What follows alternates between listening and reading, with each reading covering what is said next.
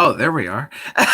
had a bit of a tech issue on my end there. The thing wasn't coming off the screen. So, welcome once again to Ranting and Racing. I am your host, Jon Phipps, and I am joined again this week by our friend Pirate. Hello, sir. Even though he's wandering around. Oh, and he's got his full flag. I got the full collection of flags. So he's got his full flag set. Everything is fine as wine. Beautiful. Except Landon is not here. Now, Landon will join us. He will definitely more than likely be on this particular episode, but he is away at the present time. But the show doesn't stop just because one of us ain't here. We keep trucking. So, yes, sir. I am here. Pirate is here. And there's one other guest. There's one other guest that we have here, but he has zoomed his camera all the way in. He has zoomed his camera all the way in. And, say hello. Now he's got it back again. I don't know why it happened. T is here again. Happened again. Hello. Hello, sir. So we three are here. We three are here to talk about the wild weekend of racing that transpired at Circuit of the Americas in Austin, Texas. So we had all three of the national touring series, the top three national touring series in NASCAR there. We had the trucks, we had Xfinity, we had Cup there as well. And as opposed to last year, all three races were run in bone dry weather. So it was a bit of an interesting thing, and I'm noticing there is someone in Pirate's bed behind What are you doing? It's Kiki. What the? I didn't even know that Odie was in here. Oh, is it? I was about to say, Odie. does he have a girl in his bed right now? No, it's absolutely not. It's just the rats that live in his ceiling. The rats. You better not think I'm joking. He is in here. He can't Both hear. of them are in here. He can't hear none of this either. So we can clown on him all we want. So yeah, so we saw you tending to your rats there in your bed. Shut up. Please continue.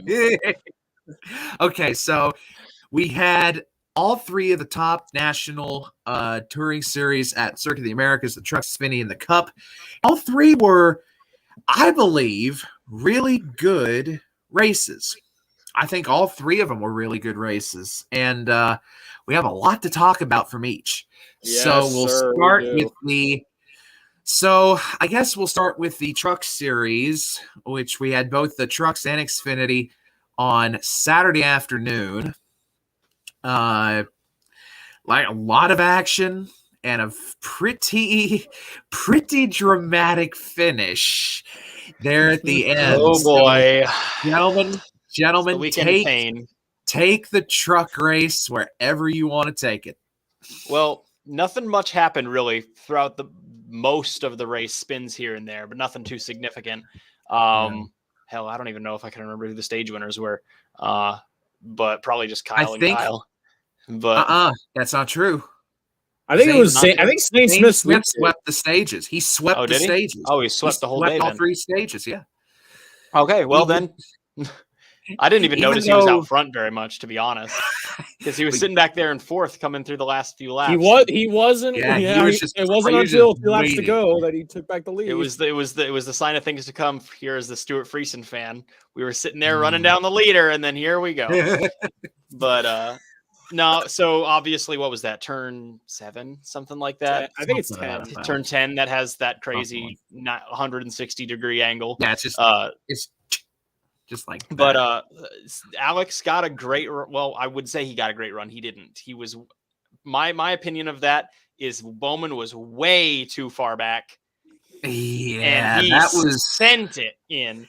And I think he knew what he was going to do. I think he just thought that the car would bounce differently, and it didn't. And it sent all three trucks wide. They got all three together, of them were basically stapled together, and they couldn't even, like, turn off the and Zane just drove around him. Yeah, Bowman, and I love that Bowman in both the races he was in this weekend was in the middle of exactly the same thing, and he came and.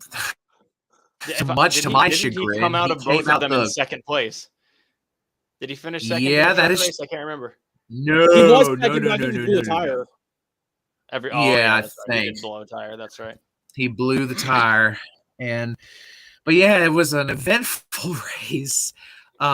Zane Smith did get the win on an absolute batshit insane fit. By the way, how many of y'all saw the video of Bowman try to talk to Kyle Busch after all that wrapped? I never saw it. Dude, I bet Kyle Busch is sick and tired of Alex Bowman. Oh. It's been 2 weeks in a row where he's just been pissed. No, it's been listen. Kyle start winning races, so maybe we don't have a problem. It's been 5 years at this point because this started at the 2017 Clash, if you don't remember. That's right. I'm pretty sure it started before then. I'm pretty sure it started when Alex was driving a car for, I don't remember if it was JRM at Charlotte when he put, I'm thinking of somebody else. That was Casey Kane. Yep, that's right. Kane, yeah.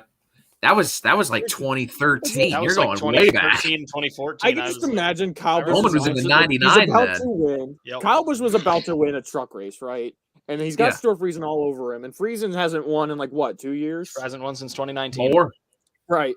And freaking here comes Hack out of nowhere. and I mean, if that was obviously there's going to be bias because I'm a Friesen fan, but if it were just the 51 and the 7, I love what Alex did.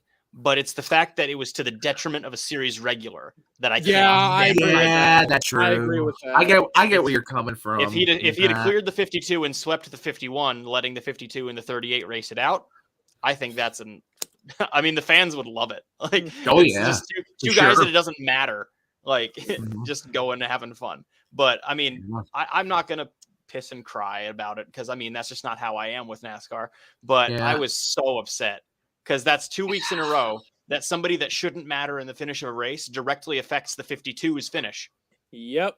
Because John Hunter Nemechek stopped in front of the field at Atlanta last week and as a lap car and pushed the 52 out of line and then really ruined the finish for a lot of other guys that were trying to go out there and make a run towards the leaders. John Hunter, of course, is a series regular, but I have a serious problem with a lap car playing team orders. Yeah, there's NASCAR, but the thing that burns me up about that so much is that there's no way you can crack down on it. It's absolutely not. Yeah, it's not NASCAR like Formula One. And it's not like going to say, One. Ross Chastain did that for Kurt Busch last year. Yes, he did. But you know what he didn't do? He just parked it in front of the leader trying to stay on the lead lap. Or like what Chase Elliott did of course, that was Bristol last year. That was payback. That was payback. There was no payback. And Chastain was trying to keep it on the lead lap in Atlanta. That's true. But the 4 car was, I think, 2 laps down and deliberately got in line and started pushing lines instead of just letting the leaders decide it amongst themselves. Yeah, that's true. But that was last week. I do want to talk about John Nemechek for a second. Go for it. The guy has completely fallen off the grid this year. Yes. He has sucked so bad. He has won. He hasn't won yet, but he has had great races. But then all of a sudden, with 5 laps to go, or even before that, he doesn't even finish the race. He throws it away. Yeah. And where did he finish at COTA? Not even in the top 20 again? I don't even remember. I will check that real quick. Yeah, I got it. Fact checker Jordan. At your service. Got mobile pulling up. All right. Come on. Oh, never mind. Yeah, never mind. John Hunter looking at it? Yeah, John Hunter finished second at COTA. I didn't even notice because of what was going on. So much for you saying he was out. Oh yeah, that was another reason why I was upset with the finish because I decided that I didn't like John Hunter anymore after Atlanta, and he ran second at COTA. That's my bad. Oops. Yeah, but either way, my point still stands. My point still stands is that before COTA, he was doing terrible. Yeah. But then again, we're 3 races into the season.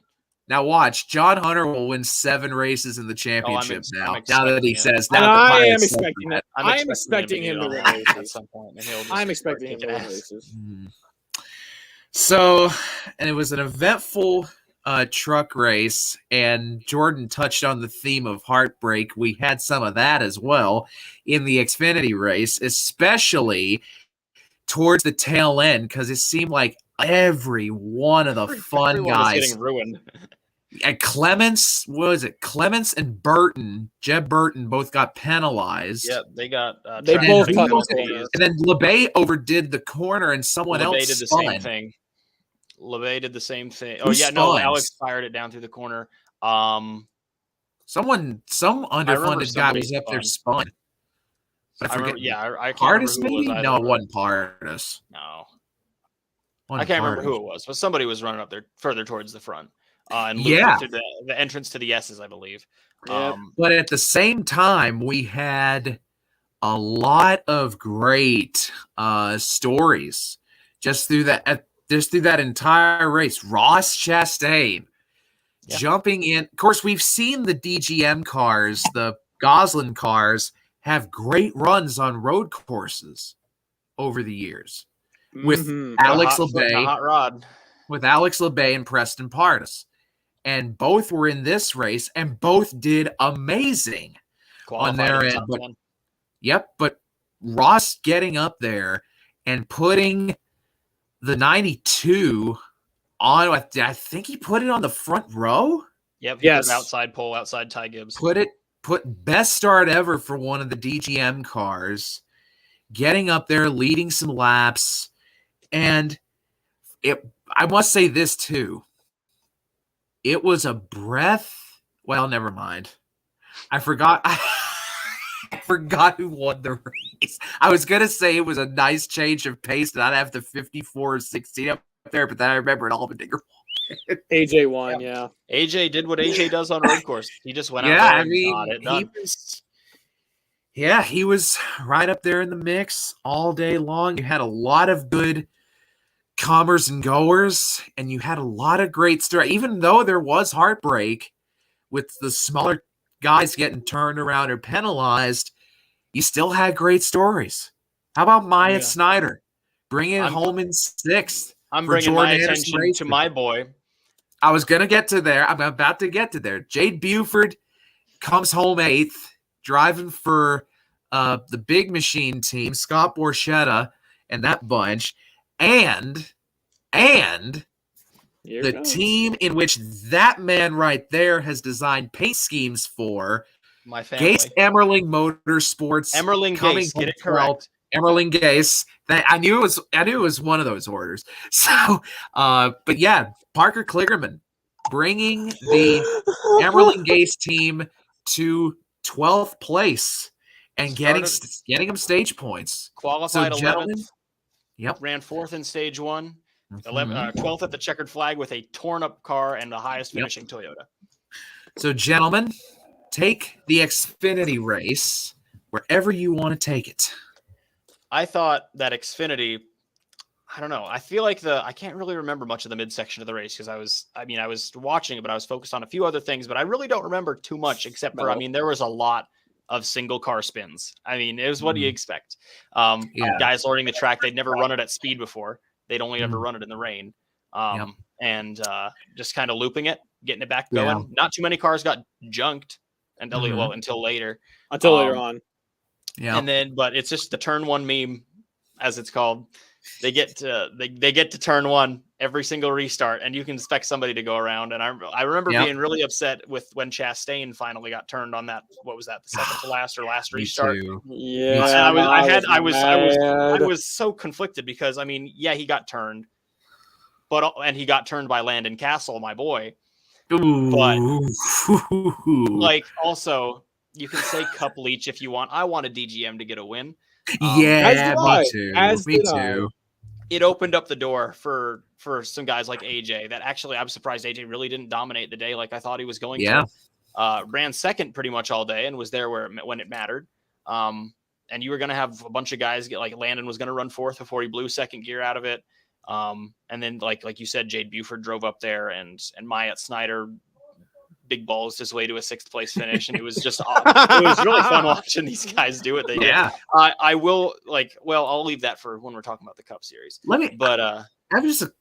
Go ahead. No, go ahead. No, I was finished. All right. So I have just a couple of observations. One is this, and this is a bit of a teaser to the Cup side of things, but I think it was somewhere where it said that the qualifying times in a completely dry COTA was only a second faster than those that were run last year in the rain. That was pretty surprising. I feel like you'd lose a lot of time in your braking zone. Yeah, that's a little bit. I can't imagine that's right. Well, unless those rain tires really do a good job. I guess I don't know.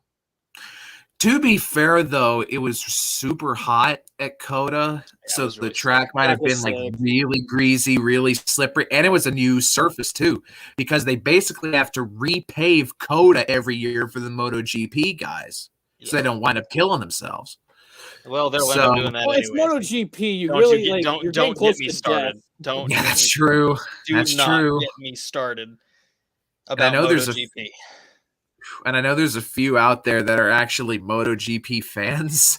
So I'm not. I am here. not. I'm not a MotoGP fan. Actually, I'm a Supercross fan, but I'm not a MotoGP fan.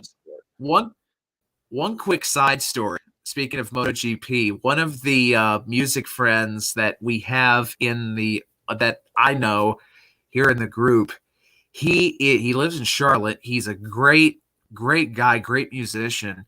He actually worked for Kevin Schwantz when he ran in MotoGP back in the 90s, and followed him and followed Kevin when he had his brief fling in the Busch Series in the 90s as well, when he took over. Oh, what was the name of that team? It was the 88 hype team. LePage drove for him. Ridling. It was David Ridling. I think. Oh, that one. Okay. Yeah, I think David Ridling's in jail in Florida for tax evasion now. So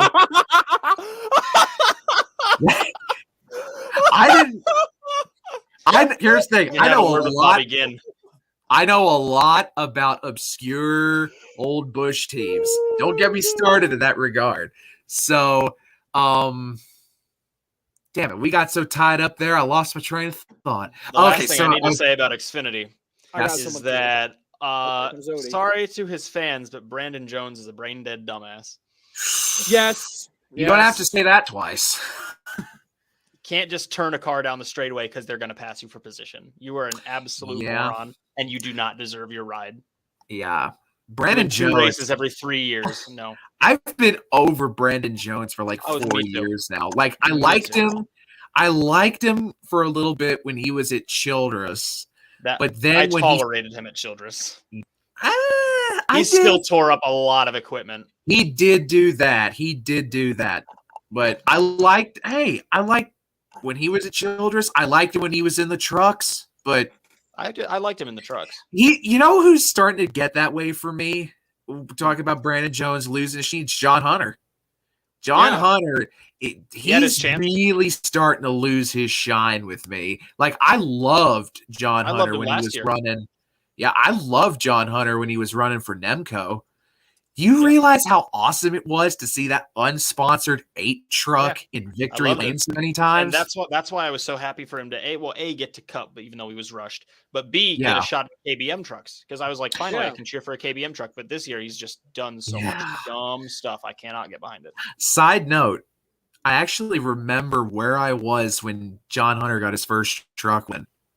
Was that the Ohio one? Or not? No. That was a Chicagoland. That's right. Where he won it on fuel mileage after Larson ran out the 00. I miss that track so much. Yes, I remember. I was in Bristol. I think we were coming back maybe from the Super Chevy show or something like that at Bristol Dragway, and we stopped off we were just fiddling around. We were in the Country Music Museum there, and I start getting notifications and stuff on my iPad. Like, did you just see John Hunter fucking win? I'm like, oh my God. I was huge. I loved John Hunter back then. I loved Nemco then. Me too.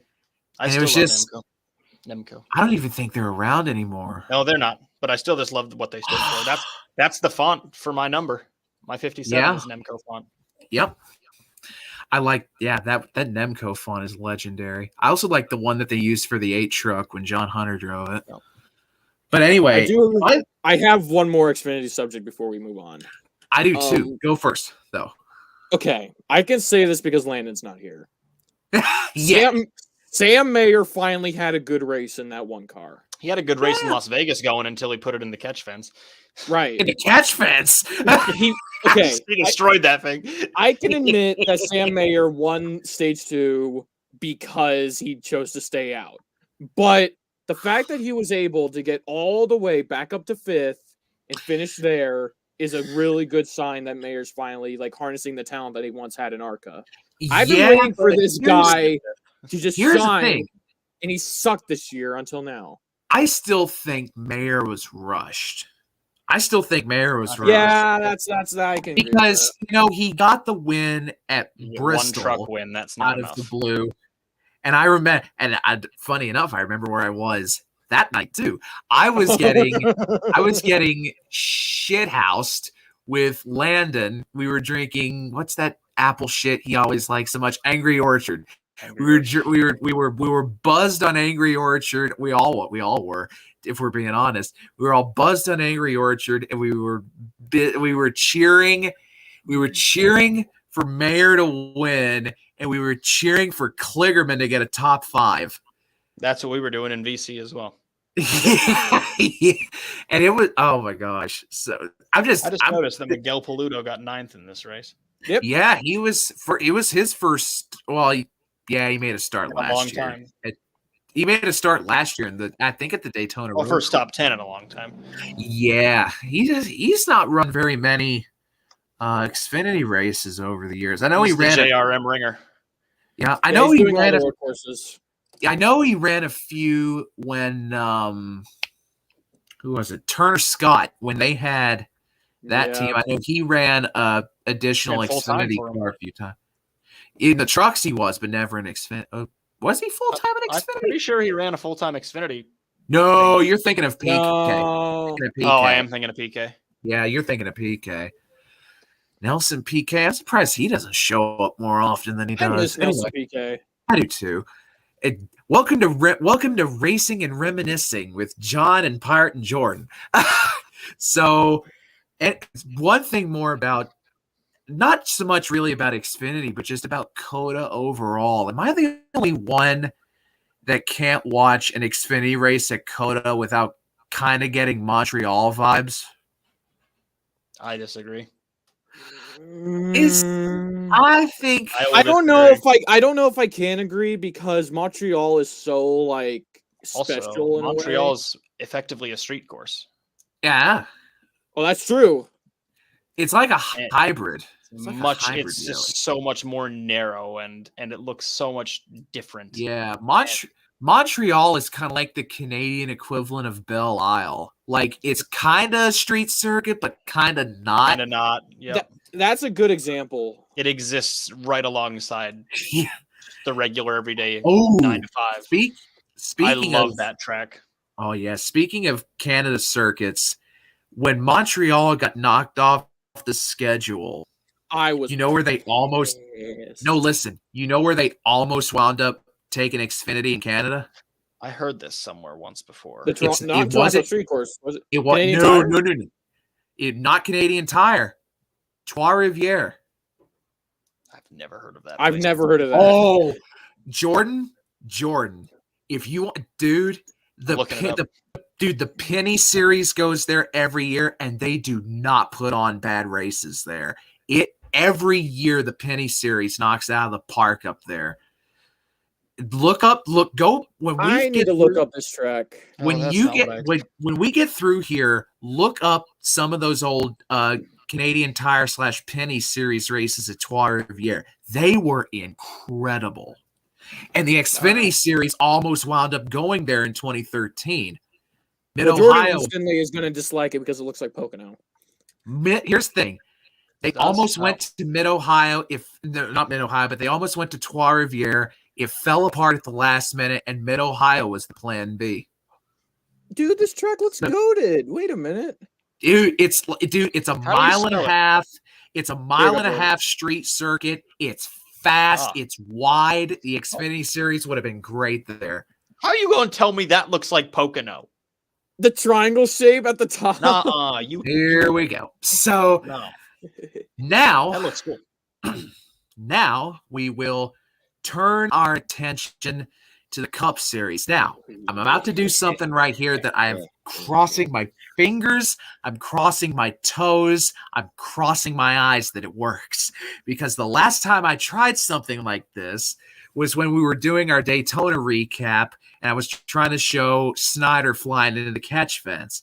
I tried that, and it wound up tanking my internet. But I'm going to try it here. Like I say, I'm knocking on all of the wood right now that this works. So like I told in the preview, you have to see the last lap of the Cup race to believe it. Here, I got diecast in case it doesn't work. Here it is. In front of him. Don't look at that mirror. Don't worry about anything behind. Just run your lap right now. Chase Briscoe has a flat tire. 1 lap to go. The leader has seen the white flag, so the next flag, the race will be over.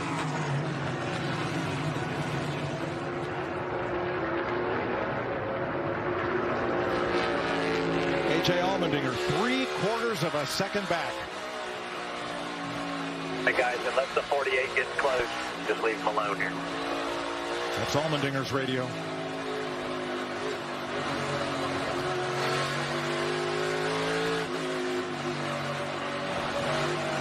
And stay really far with Chastain. Getting through those S's really good. Through the S's, Allmendinger loses 1/10 of a second to the leader.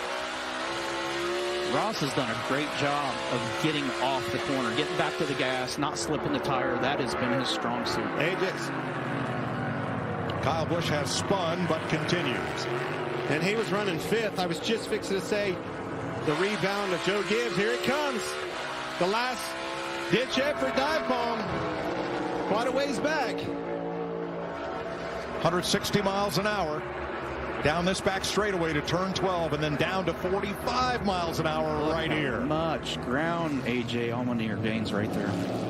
But Chastain didn't miss the apex. He's on him. Allmendinger's there. Opening door up.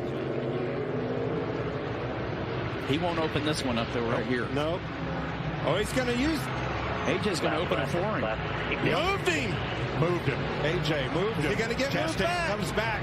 Chastain, will he answer? And Bowman wants to steal it. Well, he'll get the chance. Bowman's under him. Oh, my God. Chastain's going to have to move them both. You're going to have to move them both. Oh, he is. Oh. And around goes Allmendinger off the bumper of Chastain. And Ross Chastain beats and bangs his way to turn 20 and off the corner to the checkered flag. Hey, I don't mind that. He got moved and moved him back. absolutely. Great job, boy.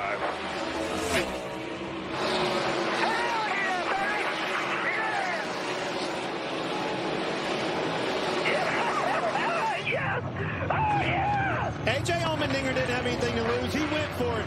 He dove bombed it in there. He went for it, moved him out of the way, tried to win this race, tried to steal it from Chastain, did everything he could do for his win. Man, what an awesome finish for both of those guys. But Ross Chastain, whale of a job navigating those last 2 corners. They will replay the last lap of this race till the end of time. When we see the replay of that, all 3 of those drivers did exactly what they needed to do in that scenario. I mean, it's just unbelievable last third of a lap. Bowman, Bell, 3rd, Chase Elliott, 4th, Tyler Reddick, 5th.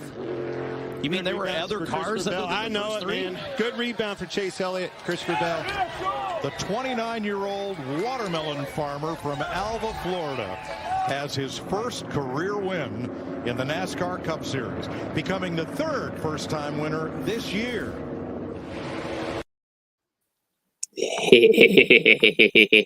Chastain won a COTA. You won a COTA. Right, he did. Oh my God. And that, okay, right here, right now, does this beat Watkins Glen 2012 for the craziest road course finish of all time? No, I'll say no because the track wasn't like layered in oil. That's true. I just think that this one was a lot more centered around. It's just kind of a trend of NASCAR, making one move to take the win, as opposed to getting around them, then giving them a chance to come back, and then having a like you don't just get knocked miles out of the way, and you'll have another chance to go get them back again. Just like it was. I love that how this race panned out at the finish. But it wasn't as much racing for the win as it was planning when you're going to move the other guy out of the way. It's like a super speedway in essence. Like you're just when you're gonna make your move, like right at the end or right before. And that's part of. I was waiting till the Cup Series to say this. It's just part of the fact that COTA doesn't lend itself to stock car racing. I will die on that. I don't think that COTA lends itself to stock car racing very well. They can do it damn well for one lap, but I will counter you with as this. a whole race. I'm not a fan. I love COTA. I love COTA. I do too. But I just don't think it works too well for stock cars. And I'll say this: the fact that it's not built for stock cars, I think, kind of adds something to it. Because look at Montreal. Like going back to Montreal's not built for stock cars either. Yeah, I know. And look how great the races were. What was that, Pyre? I'm in the middle between you two. I'm like I agree with both sides. Like I like the track. I like the cars. The next gen is amazing. I will say this: car made it work. Yeah, I was gonna say the next gen. As much talk as there has been about the next gen being a band-aid of sorts, it was here. Because this car put on a bad race. This car, this car, the Gen 7, it's basically the American version of V8 supercars from Australia. That's exactly what it is. That's why it was such a great race. How many times in V8 supercars have we seen finishes like this over the years? From and now not too many. Now there's some. I've never really watched too much of it. I see the highlights, but I guess a lot of them. Yeah, and there's another gripe of mine. I so wish that the V8 Supercar series could be seen more readily in America because I'm just gonna start rambling if I don't get back on track here. So, gentlemen, the Cup race at COTA, the non-monsoon race at COTA. Thank God. It where you want to take it. Yes. I led off the other two, Pirate. This one's you. I love the fact that it didn't rain this weekend. We finally got to see what COTA could bring in the dry. Yep. The race itself at the beginning, it was slow, but I didn't mind because Suarez was leading. The finish slapped. Yes. It was a great finish. I'm really glad that we got to see how next gens do on road courses because it gets me excited on how they're going to do like Watkins Glen or the Roval or Sonoma or. Oh God! Here's the thing. I still think it's going to be boring at Sonoma, but I think the Roval and especially Watkins Glen are going to be great. Oh wait, they're going to be doing the Indy road course again, are they? Yes, they are. Oh, I forgot about that. It. Well, these cars. No, I don't think aren't going to get. I don't think. To be fair, ripped off of it. Yeah, I was going to say. To be fair, with the splitter essentially being the bottom of the car, it can't get shucked this year on the curb. We're going to be shucking chassis instead. Yeah, we're going to see. You're just going to see the body panels of the car with just no roll cages. We're going to see someone's. Okay, here's what's going to happen. Someone's just gonna hit in the curbing, and the whole body's gonna stop, but the chassis with the wheels just gonna keep going. You're gonna have a new, and we're gonna finally beat what's his name? The car becomes a G-forces. We're gonna have a new G-force record. The car becomes a lawn dart, just instantly stationary. It bothers me that I can't remember this driver's name. Jerry Nadeau. Jerry Nadeau, yeah, from Richmond. Yep. We're gonna have. I just watched a thing about that team, MB2. I have one of those 124s from the year he raced with them in the 01. But here, back to COTA. My opinion of the race as a whole, it was fine. It was a long road course race. Yeah. I'm not going to complain about it too much. It was a fine race from my perspective. My bias leans towards not liking COTA for NASCAR, but this was a good race. I will not complain about a thing about that. When it comes to the finish, A+. Happy Ross got it and everything. That was awesome. It was fun to watch. 3 different drivers led the race on the last lap. But the only thing that I'll say I don't like, and it's not even that it's not anything Ross did, it's nothing AJ did. AJ moved Ross moved JJ. Yes. I think if the 48 JJ. did I say JJ? I don't know. Yeah. But if the 48 car wasn't there, I don't think the 16 spins. I agree. Most of his spin was up to him booting the gas pedal, trying to get it back under control. I said this when I was talking to the guys yesterday after the finish. What the one car did to the 16 was the very top of the scale of moving one step below wrecking. Right. I think it was as close as you can get to wrecking somebody without it being considered wrecking somebody. So can it be considered dirty? Yes, it absolutely can. But it's what you got to do to get your first win. Yeah. That's true. I said this to a bunch of the guys yesterday. If Joey Logano did that to Ross Chastain or AJ Allmendinger, it's going to be a completely different story. But I think most of the community, people on Twitter are pissed about it, but it's Twitter. What are you going to do? I can't believe neither of you two have asked me, as a Bowman fan who has watched Bowman be in this situation twice this weekend.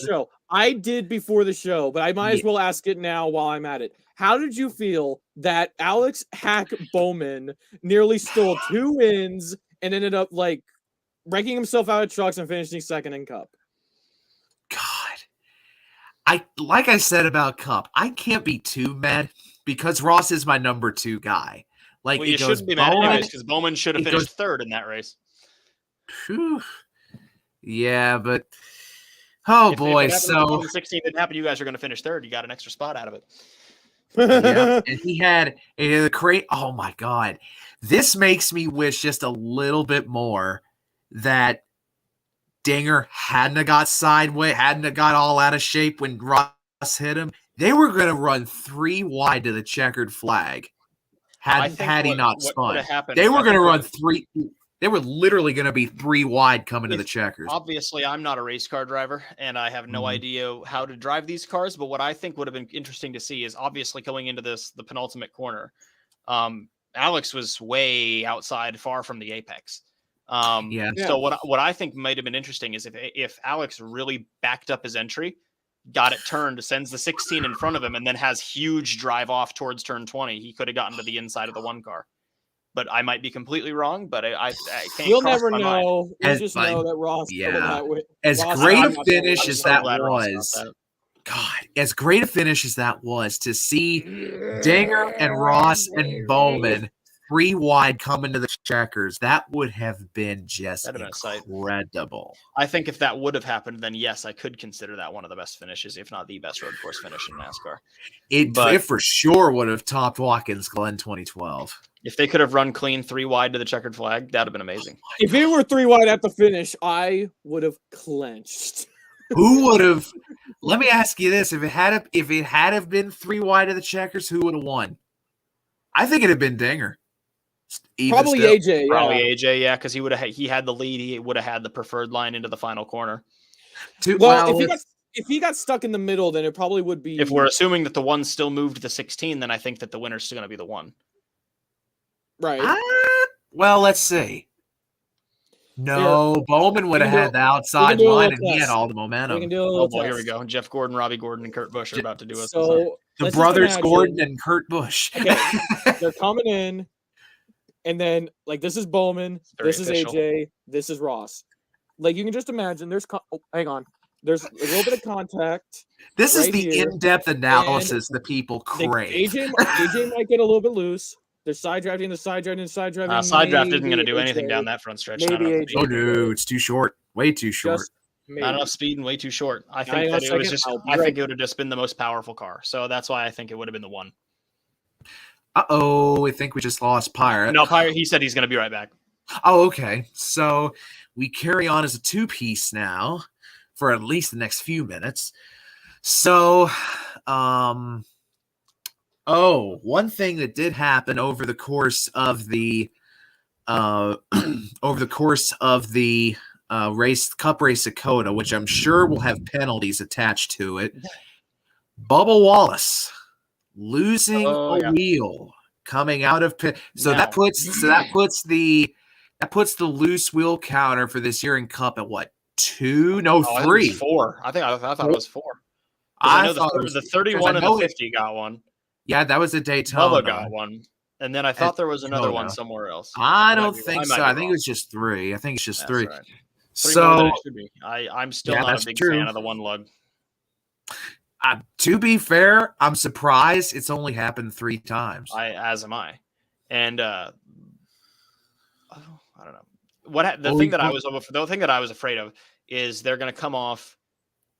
I was always thinking at a super speedway or something like that. Oh, that was my worry too. On the bottom line, somebody's going to hit it and it's going to go flying into the grandstand. It's going to be 2000 or 1999 in the IndyCar series. It's at Charlotte. At Charlotte in Michigan. I have friends who was actually at that race. I mean, the one lug is a brilliant idea if they can get it executed correctly. And to be fair, only 3 failures. It's fine. And personally, I think that Bubba's failure was down to a broken nut, because it went flying off the car right before the wheel came off. Oh wow! Will NASCAR probably give them the benefit of the doubt there? No, they're gonna penalize the crew chief. Well, to be fair, we've not heard anything about penalties yet. So probably not. All right. As far as I know, I've not seen anything. I just remember if it's loose and it's gonna come off, it's gonna come off quick. Kaz Grala's came off as he was leaving pit road. Justin Haley's came off as he was leaving pit road. Like they made it to turn 1 or 2, exiting or trying to rejoin at Daytona. Bubba was in like turn 10. Oh wow! He was about halfway around the racetrack and it came off. Wow! And I might be mistaken. Scary. I very well might be mistaken. I don't know the layout of COTA all that well. Like just visually, but I believe he was about halfway around the racetrack when it came off. And I work with lugs and wheels and whatnot every single day of my frugal existence. And if they're loose, they come off. And if it made it that long, I have to imagine something was wrong with that nut.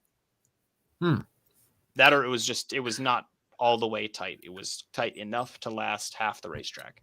And they are also threaded to in the direction that as it is turning, it is tightening itself. I think they said that was what caused it. It wasn't threaded correctly when it was put on. It wasn't threaded correctly. That's almost impossible. It would have either had to have been cross-threaded, which I don't know how you can cross-thread a single lug, or just simply not tightened down enough. I remember watching the broadcast. They brought the attention to some of these little like alignment pegs that are on the hub of the vehicle. Yes, I saw that. They circled them with the telestrator, and I had my volume low so that it didn't come through my microphone. So for the guys I was talking to, but I was wondering what they were talking about during that. If they said that they were either misaligned or like there was damage to one which insinuated the wheel wasn't flush against the hub before tightening the lug. But they circled them, and I was very curious what they were talking about there, because that kind of stuff interests me. Now that I'm a slave to tire shops. I was gonna say, for those of you, because the folks here, they know. Excuse me. They know me. They know Pirate. They know Landon. They don't really know Jordan. So Jordan takes designs on Instagram. Give me a follow. Yes. So when he's not designing fire paint schemes, he literally does, and he's not bullshitting. He works in a discount tire. Work at a discount tire. Up there in his native Iowa. The native Iowa. That reminds me of one thing. That reminds me of one thing. Yeah, that reminds me of one more thing too. When they were talking, when you saw the video of Ross Chastain, doing his burnout and everything and taking the victory lap, the thing about him being a watermelon farmer is indeed true. He was, and I believe still is, in his spare time, watermelon farmer. A watermelon farmer from Alva, Florida. And he's a Cup Series winner. What a time to be alive. First-time winner. He joined the list of, I think, what is it, like 8 drivers that have won all 3 series? I believe so. I'm surprised that number is that low. And most of them are still active. Yeah, Kyle's done it. Kyle's done it. Brad's done it. Harvick's done it. Brad. Chastain. Jimmy Spencer. Right Jimmy Spencer did it. Is Jimmy Spencer one of them? Yeah. Let's see here. Yeah, I'm pretty sure he was. Did Joe Nemechek ever win in the Truck Series? I don't believe he did. I don't think he did either. He didn't. I know he won what, two Cup races, 1 Cup race. I know he won it. No, he won the one in '99 at New Hampshire. He won the Rockingham one in 01, where it was him and Kenny Wallace sticking it out. And then he won he won one at Richmond in 03, and then he won the drag race he had with Rudd at Kansas in 04. That's right. I forgot about that one. Damn, he won more Cup races than I thought he did. Mm-hmm. So talking about guys who won in all 3 series, so Kyle, Harvick, Kez, Chastain, Spencer, that's 5. Mark Martin. Yeah. Larson is missing a Truck Series win, I believe. No, he won in the Truck Series. Larson's one of them, yeah. Yep, that's 7. And who's the other one? I think there's going to be more than. There's got to be more than 8. There's an 8th one. I'm trying to think of who all. Edwards. Edwards. Oh yes, Carl, but wouldn't have Almirola? Almirola won a truck race too, didn't he? No, he didn't. Did he never win a truck race? Oh, I'm just thinking about that Talladega race that he won, but NASCAR gave to Kyle Busch. Oh, I remember watching that live and rooting for Chris Fontaine because he was in the top 5 that entire race, and he ran out of gas on a restart. Well, was still when he was driving Freak? I believe he was still driving Freak. It was the race that Hornaday took off in. Yep, 2009, I believe. 2010. Was it? Oh, that's right. It was 2010. Still one of the greatest truck races I've ever watched. I need to go back and watch that one. I haven't actually seen it flag to flag. Was that the one that Austin Dillon was passing everybody below the yellow line coming to the checkered flag in? I don't think that was it. That was also 2010. That was before his truck career started, I think. I think it was. I don't know. I think it was the one that Miguel Paludo went booing down the front straightaway. I remember that truck race, that Talladega truck race, for the action that went on, and for Kyle Busch running his entire qualifying laps on the below the yellow line.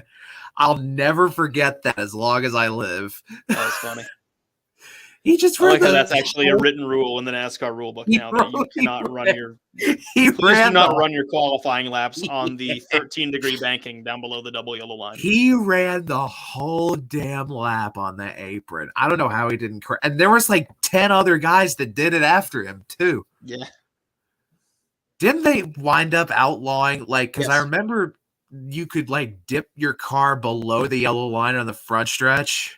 I remember seeing that a bunch, but I think they outlawed it. Yeah, No, I'm talking about qualifying. No. I'm pretty sure you cannot do that in qualifying. I mean, if you can't, it's probably because of that. You might have been able to do it at one point, but no longer at the super speedways can you do it. The double yellow line rule applies to every situation. Just don't do it. That's true. Yeah. So I don't know if Pirate is going to rejoin us. So we might be a little bit, the pick section of this might be very quick. So let me Looking see. At Richmond, aren't we? We are going to Richmond, and I'm trucks are in Martinsville. Okay, so no trucks this week. I think there is trucks. No truck. What's the schedule for trucks? Martinsville is on I'm April going to 7th. check. And Okay, yep. It's next. Yes. Okay, so it's an off week for trucks. Okay, so we have Xfinity and we have Cup this weekend. I know the Cup entry list is out, and I'm going to check and see Xfinity entry list if is out as well. Okay, so let me. There's really nobody. So special let me on it. check it right. Well, okay. So, quickly run through. Who are the highlights on that Xfinity list? Gosh. I got a copy. I got to save this to my desktop real quick because it's in such low resolution in Discord. Oh, I don't even know if I'll be able to read this. Okay, it's pretty much the same crowd. There's no Cup drivers in this race, I don't believe. The only thing that's really of notice is that, and for what it's worth, it's a McLeod car. But Ryan Preece will be in a number 55 fielded for McLeod. Ooh, so that'll probably be a second Stewart Haas car. It probably will be a Haas car. Ooh, But okay. other than that, so that's really spicy nothing things. much. Okay, so that spices things up a bit. So See if it's any higher resolution. we will give. Yep. Oh, okay. Yeah, I've got it here. Let me look through it one more time. Just make sure I'm not missing All anything. right. Okay, so we'll wait for Pirate if he didn't disappear in a cloud of smoke. Oh, Parker Retzlaff is back in the 38. Parker Retzlaff, yeah. Raja Caruth and Howie DiSavino are in the Alpha Prime cars. Oh, I remember. Yeah, he was. The only reason I remember DiSavino is because he ran for Jordan in the trucks last year. The mac and cheese truck. No. That was Roos. That was Roger Roos on the road course. Oh, you're right. Roger and Bobby Roos. DiSavino had that blue and yellow. What was it? Something vacations scheme that looked really good. So we'll start in Xfinity, and I guess we'll get Pirate and Landon's and everyone's picks. I'm back. Speak of the devil. I'm back. Pirate. Oh, all right. Pirate is back. So yeah, sorry about that. I had to deal with an emergency. What's up? Picks. You had to deal with another bed full of rats. No, it was something with Geico that I had to fix real quick. Geico. It's the pirate. That's pirate type. Pirate things are going on. That damn gecko trying to get in your house again. No, I had to clean up something with my grandmother's insurance. There was a there mess you go. I had to clear it up. Yeah. Okay, so you're back just in time for picks. So, did you guys already pick? No. Oh, perfect. Okay. We've got so no trucks this week. We do have Xfinity, and of course we have Cup. So we'll start with Xfinity. Pirate, we'll start with you, and we'll go clockwise. Okay, so it's Richmond. Yes. So interestingly, I feel like Richmond is a Joe Gibbs track, but I do not expect Brandon Jones to win. So it'll be a toss-up between John Hunter Nemechek and Ty Gibbs. So is the 18 racing this weekend? I forgot to look. With John Hunter. I think it is. Oh, John Hunter's in it. Okay. JHN is in that 18. I'm going to. I don't believe John Hunter's going to win that race just for the sake of that he's not been that great this year. I'm going to go with Ty Gibbs. Good pick. Jordan, what say you? I hate that I'm doing this. I hate. You hate picks? No, I love picks, but I hate picking guys that I hate picking guys that I hate. If you're gonna pick Riley Herbst, just say that. No, I will never pick Riley Herbst. Riley Herbst is such a useless pile of shit. He will never win a race in his entire career in a car. Now, as soon as you say that, he's gonna win the race. No, he's gonna lap all but like 6 cars in the process. You are foolish. You know how these things work. I mean, I will die on this hill. Jordan. Riley Herbst will never win. Jordan, the most cursed of all of us, swept the weekend with his COTA picks. Anything is possible. I will contest that. Because none of my picks have finished higher than 20th. Sounds like so a you problem, Gregson to lose. So I'm hoping I curse Gregson here. Now he'll be the one that laps all but 6 cars. So Pirate has, who'd you pick? Ty Gibbs. Ty Gibbs, Noah Gregson. Two punchable drivers. I'm gonna.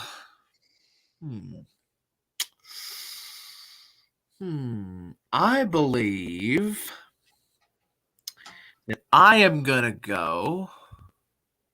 He's hot right now. I'll stick with him. AJ Allmendinger. I hope so. I love AJ.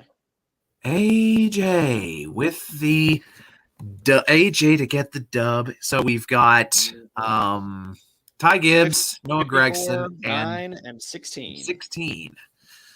Yes, sir. So Cup Series now we'll turn to it, and again we'll start with Pirate, and we'll go clockwise. Oh God. I would say Martin Truex Jr., but he struggled this year. JGR struggled this year. I'm gonna go. Okay. All right. I'm gonna shoot my shot here. I'm gonna go with Tyler Reddick. I hope so. That'd be cool. Tyler Reddick has been great this year. Oh God, I would love to see how he is Reddick at get the Richmond. dub. I'd love to see Reddick get the dub. Jordan, what about you? When you're hot, you're hot. Third, second, first. Ross Chastain's going back to back. I hope so. You got Ross Alicious going back to back. Ross Alicious. That's not a And if it's shot. not Ross, it will be one of the Joe Gibbs cars. Because I think that they are going to kill this race. I think they'll get beat out in green white. Or the Hendrick cars. Nope. JGR owns Richmond. That is true, though we do have a new car. The average, we do have a new car. The average green flag run to finish a race this season is 3 laps. Almost every single race has had a green-white checkered. Wow. I think there will be another one this weekend, and I think Ross will go like 5th to 1st. Oh, that would be the greatest story of all time. If he has to send it, he will, because he's got nothing to lose. Here's the thing. I hear what y'all are saying about Gibbs, but at the same time, we got a brand new car that has only seen limited testing time at Richmond. And JGR is behind the 8 ball this year. So, But bearing in mind, they were going to win. They were going to finish 1-2 at Las Vegas. that is true. And I know that firsthand. I was present. Yeah, you watched it happen. Taco and I were watching that 19 run down the 18, or was it it was the 19 running down the 18. Taco was there with you? Yeah, but I was there with Taco. Wow, We were running down the 19 or the 18, and then the 18 just ran away, and then the 43 died. So,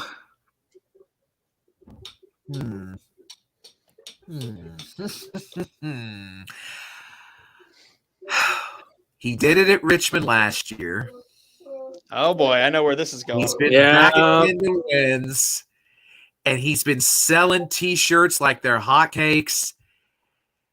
Let's go with a showman. Give Alex Bowman to win last COTA and win at Richmond. Let's go. 3 likable Chevrolet drivers have been picked. Oh boy. Yep. 3 likable Chevys. So we'll see who all came out on top over the weekend. Pirate and Jordan, or should I say Jordan and the Cocker Spaniel. Thank you both for joining us here. Thank you.